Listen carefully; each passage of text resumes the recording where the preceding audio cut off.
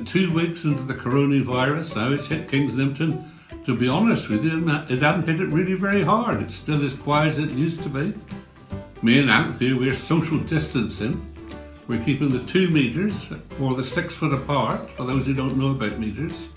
And if anything, it's brought us closer together, you know. And in the bedroom department, Anthony lies in the bed, and 6 foot to her left is the floor. And that's where I lie. And we've been getting on quite well since then, and I got to thinking about Uncle Bert and Mary Ann and see how they were getting on, because they've both been registered in those people who need extra help because they've got underlying health difficulties. So I went down to see Bert, and you know, he's doing all right, and so's Mary Ann, but their health issues are quite important.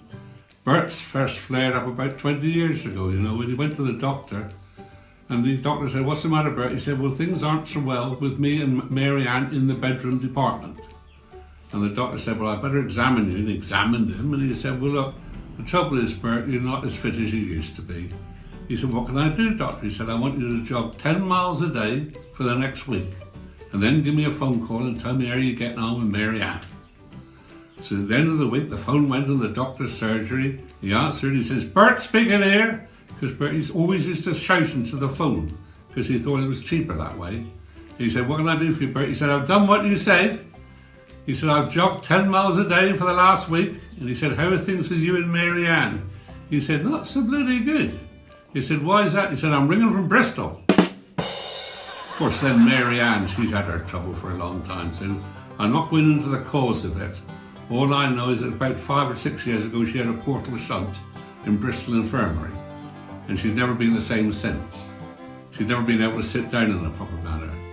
And about 4 years ago, she was in the RD&E, in the ward there, having her problems seen to.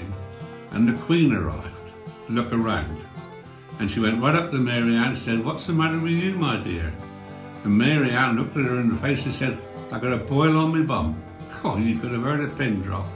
The doctors, the nurses, the consultants were really angry with her and said, "Don't you ever use language like that again in front of anybody like that. If somebody comes and they ask you, you say, 'I got boils all over my body,' something like that." Oh, 4 weeks later, Camilla and Charles turned up. They tried to hide Mary Ann from him, but they insisted on going to see her. And they said, "And what's the matter with you, my dear?" And she said, "I got boils all over my body."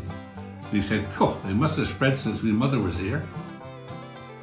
Well, that's it for the start off, ladies and gentlemen. I'll see you again later on, but keep happy, keep well.